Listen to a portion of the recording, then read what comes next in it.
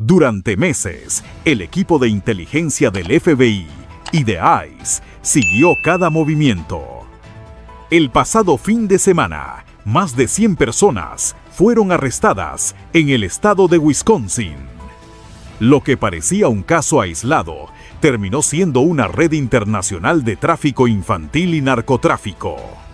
En el corazón del Medio Oeste, 24 arrestos, víctimas rescatadas y una organización transnacional completamente desmantelada. Los criminales pensaron que podían operar en silencio, en una comunidad tranquila. Pensaron mal. ¿Qué llevó a estas pequeñas ciudades agrícolas a convertirse en el nuevo campo de batalla contra el tráfico infantil en Estados Unidos? Quédate, porque lo que descubrirás cambiará la forma en que ves la seguridad en tu propio vecindario. Durante años, la gente del condado de Manitowoc vivió con la tranquilidad que solo los pueblos pequeños conocen. Sus calles silenciosas, las ferias agrícolas y las reuniones dominicales daban la sensación de que el mal solo existía en los noticieros, lejos, en las grandes urbes o en otros países. Pero aquel 25 de septiembre de 2025, la paz se rompió como un cristal bajo presión. En cuestión de horas, la ilusión de seguridad se transformó en asombro, miedo y un despertar colectivo. Lo que muchos creían imposible estaba ocurriendo justo frente a sus ojos. Una red de tráfico humano y narcotráfico había estado operando entre ellos, utilizando la confianza y el aislamiento de la comunidad como su mejor camuflaje. Los habitantes de Manitowoc se encontraron con la dura verdad de que la oscuridad no siempre se esconde donde esperamos. Las granjas familiares, los pequeños comercios y las rutas rurales que habían sido símbolo de trabajo y esfuerzo se convirtieron en testigos silenciosos de un sistema de explotación cuidadosamente planeado. Los federales no llegaron por casualidad. Cada paso del operativo fue el resultado de meses de investigación, de llamadas anónimas, de seguimientos encubiertos y, sobre todo, del coraje de las víctimas que se atrevieron a romper el silencio. Niñas, adolescentes y mujeres jóvenes que tras años de abuso decidieron hablar. Y con sus testimonios revelaron un entramado tan complejo como escalofriante. La operación no fue una simple redada, fue un acto de justicia colectiva. 6 agencias federales, entre ellas el FBI, ICE y la DEA, trabajaron codo a codo, compartiendo información, recursos y estrategias, en una coordinación pocas veces vista en el corazón agrícola de Estados Unidos. El eco de los helicópteros y las sirenas al amanecer marcó el inicio de una nueva era para Manitowoc, la de la verdad y la rendición de cuentas. Las autoridades sabían que no solo estaban arrestando a criminales, sino también recuperando la confianza de una comunidad entera que había sido traicionada desde adentro. Aquel día, el condado de Manitowoc despertó. Pero no fue un despertar tranquilo. Fue un llamado a abrir los ojos ante una realidad que siempre había estado ahí, oculta detrás de sonrisas y faenas diarias. La pregunta ya no era si el mal podía infiltrarse en los lugares más puros, sino qué tan profundo puede llegar el mal cuando se disfraza de normalidad. Porque ese 25 de septiembre, el corazón de América comprendió que incluso las comunidades más nobles pueden ser blanco del horror y que el silencio, muchas veces, es el mejor aliado del crimen. Manitowoc siempre había sido el reflejo del alma rural de Estados Unidos. Campos infinitos, vacas pastando, familias que trabajaban desde el amanecer hasta el anochecer y vecinos que se conocían por nombre. En apariencia, un paraíso de estabilidad y valores tradicionales. Sin embargo, tras esa calma bucólica se escondía una red que usó precisamente esa tranquilidad como su mejor cobertura. En un lugar donde todos confiaban en todos, Nadie imaginó que los mismos caminos por donde pasaban tractores y camiones de leche también serían las rutas del tráfico humano. La industria lechera, orgullo y motor económico de la región, se convirtió sin saberlo en el escenario perfecto para los criminales. Granjas con cientos de empleados extranjeros, contratos temporales y movimientos constantes de personal crearon un entorno en el que era fácil perder el rastro de las personas. Los traficantes lo sabían. Bajo la fachada de agencias de empleo y oportunidades de trabajo, reclutaban a sus víctimas con promesas de una vida mejor, para luego esclavizarlas en condiciones de abuso, amenaza y silencio. En los establos y graneros, entre el ruido del ganado y las máquinas, el horror pasaba desapercibido. Estos criminales no se escondían en la oscuridad. Operaban a plena vista, mezclados con la rutina diaria del pueblo. Algunos tenían pequeños negocios, otros trabajaban en las mismas granjas, donde mantenían a sus víctimas vigiladas. Se movían con naturalidad, compraban en las tiendas locales, saludaban en las ferias comunitarias. Así construyeron una red que combinaba tráfico de personas, drogas y lavado de dinero, conectando Manitowoc con otros estados del Medio Oeste a través de una infraestructura logística impecable.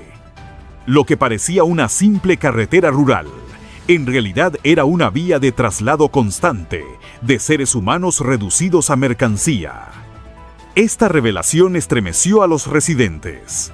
¿Cómo es posible que algo tan atroz ocurriera sin que nadie lo notara? ¿Qué tan vulnerable puede ser una comunidad cuando confía ciegamente en su entorno? Las respuestas no son simples. En la inocencia de los pueblos agrícolas, los traficantes vieron su oportunidad perfecta. La bondad fue utilizada como punto débil y la rutina como escudo. Hoy, Manitowoc es una advertencia silenciosa para toda América rural. El mal no siempre grita. A veces susurra entre los campos y se disfraza de trabajo honesto. Y si el verdadero peligro no está en las sombras, sino en aquello que creemos conocer demasiado bien, los nombres comenzaron a salir a la luz uno por uno, y con ellos el verdadero rostro del mal. José Jarario Moreno Portillo, deportado en 2020 y arrestado nuevamente en 2025 por abuso infantil, fue uno de los primeros en caer. Su regreso ilegal al país no fue un acto impulsivo, sino una estrategia calculada. Sabía exactamente cómo moverse, cómo esconderse y a quién acudir para integrarse nuevamente a la red. Su historia reflejaba una verdad perturbadora. El sistema no siempre logra cerrar las puertas al crimen, y los mismos rostros pueden regresar una y otra vez, más peligrosos que antes. Luego estaba Abraham Maldonado Almanza, de origen mexicano, con antecedentes por robo de identidad.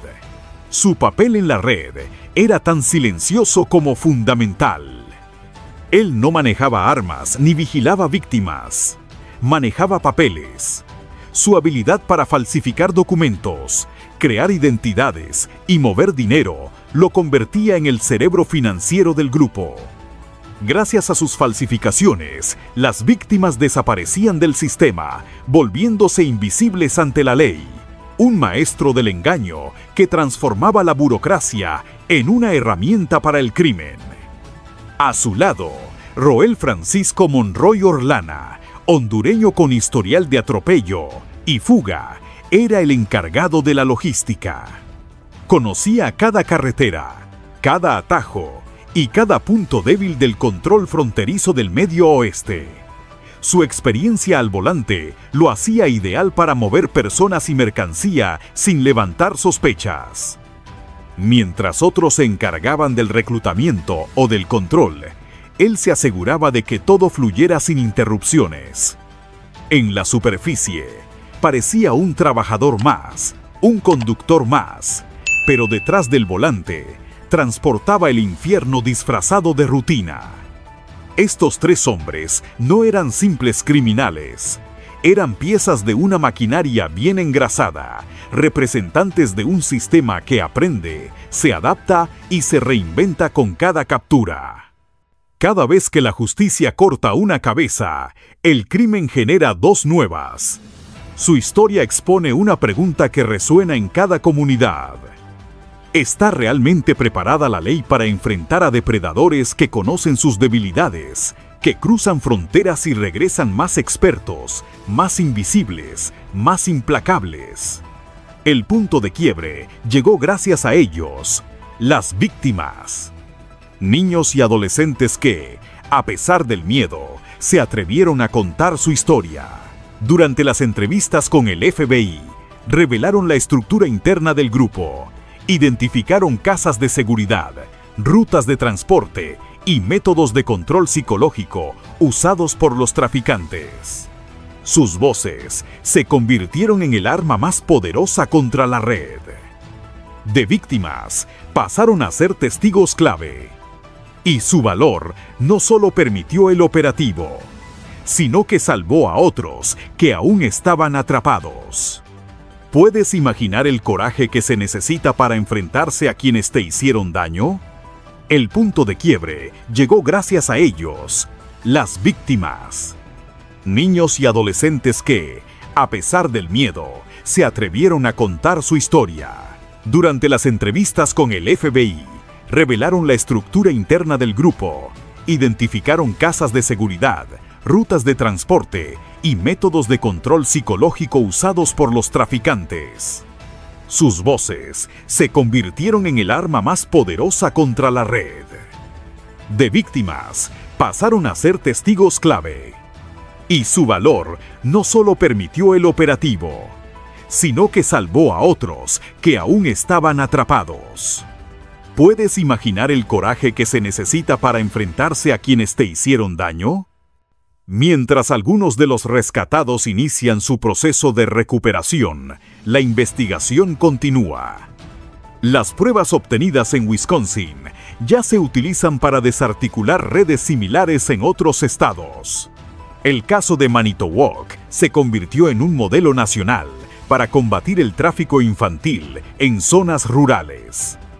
Un recordatorio de que el mal puede esconderse en los lugares más tranquilos, pero también de que el valor, la verdad y la justicia pueden surgir desde cualquier rincón. ¿Apoyas que el FBI y ICE intensifiquen estas operaciones en comunidades rurales?